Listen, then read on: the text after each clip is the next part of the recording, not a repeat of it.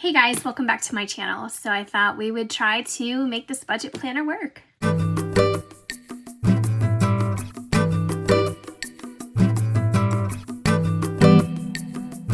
if you saw my video previous to this one, you know that I picked up this Carpe Diem planner and I left the price on just in case anybody was curious.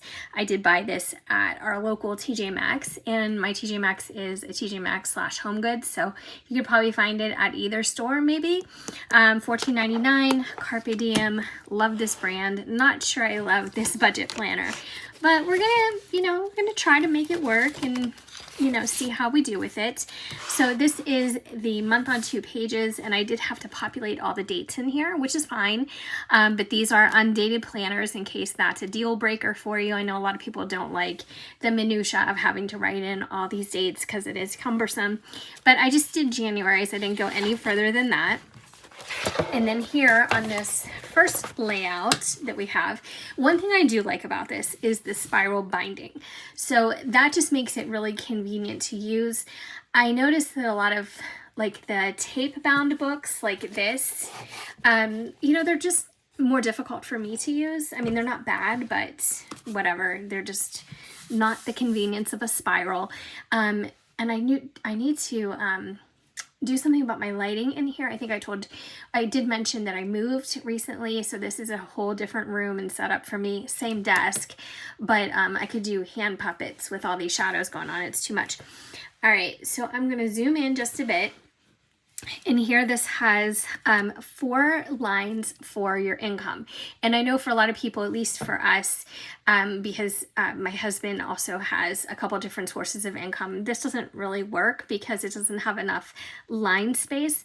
But for some people it would, or if you're just, budgeting with a single income. But a lot of people have different streams of income. And, that's kind of why initially one of the reasons why I made my own printables a couple years ago, because I needed different space layouts for different things, and I just wasn't able to find anything that perfectly matched my needs. But we're gonna try this, that's okay. So after your income streams, you have this section here for fixed expenses. So I'm assuming what they mean by that is your utilities, maybe a car payment, your mortgage or your rent, things like a cable bill, things that don't typically change month to month. You can rely on them to be constant debits from your account. So that's where I would start making my list here, which I will do. And then flipping the page, it starts the whole category of variable expenses. So here is where you would write down things like if you save, maybe you have sinking funds and you can start that here and you can section this off. So maybe you're saving for a car or new furniture or vacation or whatever the case may be. Or you can start, I don't know, variable expenses, it would be groceries, maybe your gas money, things that have the potential to change. You might budget the same thing every month, but that doesn't mean you can't change that budget, as opposed to maybe a car payment where that's the price. You don't have the ability to change that amount unless you were to pay ahead or something like that. But you guys get what I'm saying. So that's the variable expenses section. And then this goes right into an expense tracker, and there's several pages for this.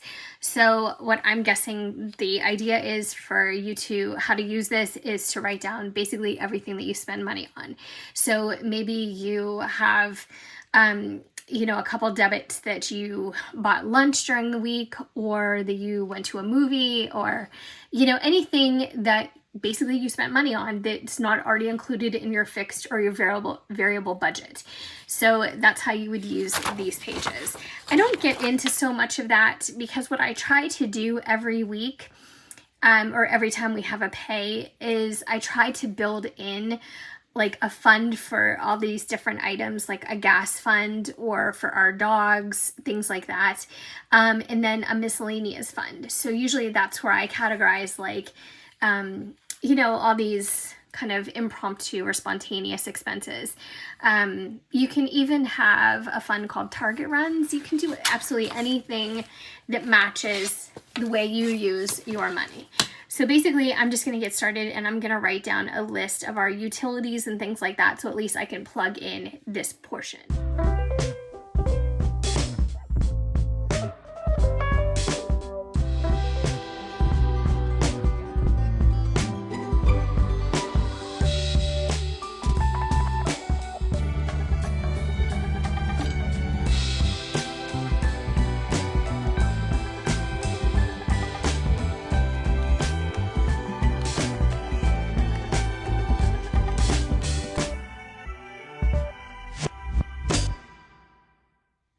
All right, so I think I got everything. I just did this by memory, so I'm gonna have to double check myself. But gas, electric, water / sewage, so that is in the same bill for us. Our water and sewage is very high, at least by the standard of when I see other people's bills, and I don't know why it's so high, but it is. Trash, mortgage, car insurance, homeowners insurance, cable bill, car number 1, car number 2, I didn't put down here, cell phone, and our cable bill is also internet. And yes, we do have regular cable. I know a lot of people are like, cut the cord, stop with the cable, but honestly, we have a lot of streaming too, which I'll put under variable expenses, because even though those prices rarely change, they do go up sometimes, they never go down. It is something that I could get rid of if I wanted to, and most of these things I really don't have the power to get rid of unless it was to be a major change to our life, our lifestyle. But we do still have cable, and I just think that the streaming that it takes, at least where we live, to get the local channels and everything else, it just adds up anyway. So I don't know, streaming is just becoming more and more expensive. And I noticed too, even with Amazon recently, I heard that there was going to be a change, like the programming, including TV shows and movies that you typically get with your Prime membership, now that you're going to be seeing brief commercials. So I think you're paying for it, and then you're almost paying for it again. So everything is just becoming so much more expensive, and all of these streaming services seem to have different, or they're starting to adopt different tiers of subscriptions. So you have one that has ads, one without ads, or one with, I don't know, no ads, but what, who knows? I mean, it's just so complicated. So I will list all of our streaming services that we buy into every month, because they are definitely adding up, but I'll do that under our variable expenses. So basically, this is what we have going on a monthly basis. And I budget, I used to say I budget kind of high, but actually my high budget is pretty much on the money anymore. So I budget $150 for gas and electric.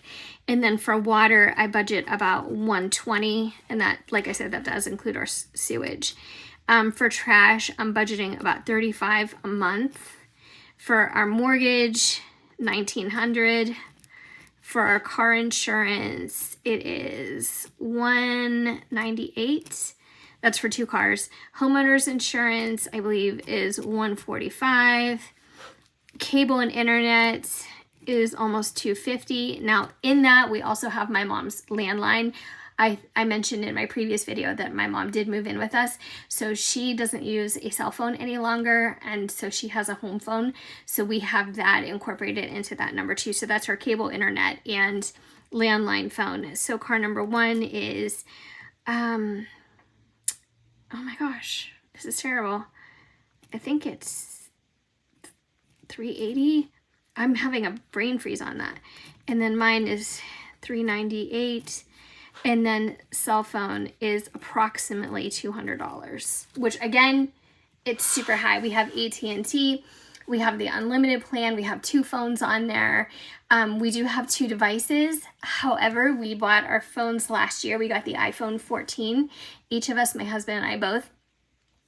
And the promotion at the time was you would get charged for the, payment, the monthly payment, which is around $27 or something a month for each phone. But then as long as you remain a customer for the entire duration of the payment cycle, they give you a discount. So you end up paying like $4.50 a month instead of like $28. So you can't prepay though. So that's the caveat to that.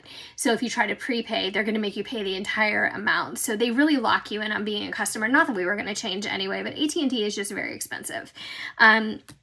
So that's our bill. So that is everything. I think my next video, I'll tally everything up. And then as January progresses, I will plug in the actual cost. So if there's any discrepancies or if it's majorly different, that may make me rethink my budget for February. So maybe if this is, you know, 175, maybe I need a budget a little bit higher. I have to look at trending bills, and I do keep track of that year after year. I look at you know, what our electric bill has been for the past 5 years, what everything has been. And I like to be able to look back on that. And if you guys are interested in that, to see like a whole spreadsheet of, you know, how patterns have changed, gone up and down, maybe even with inflation, I'll definitely share that with you. That might make an interesting video. But anyways, so I just wanted to share the fixed expenses today. I'm going to be doing this in chunks, but January is a long month. So I figured this was a great time just to get back into the whole budget system, like in its totality, and you know, just try to catch up and see where we're at, but get into the nitty gritty. So everything just seems kind of secondhand when we enter into February and March again, because it's been so long since I've done videos. I just feel like I need to be very detailed in the beginning. So if you are still here, thank you so much for watching. You can check me out on TikTok too. I have that link below. And yeah, thank you so much. And if you haven't already subscribed, I hope that you would stick around and do so. And I will see you guys in my next video with better lighting. Take care.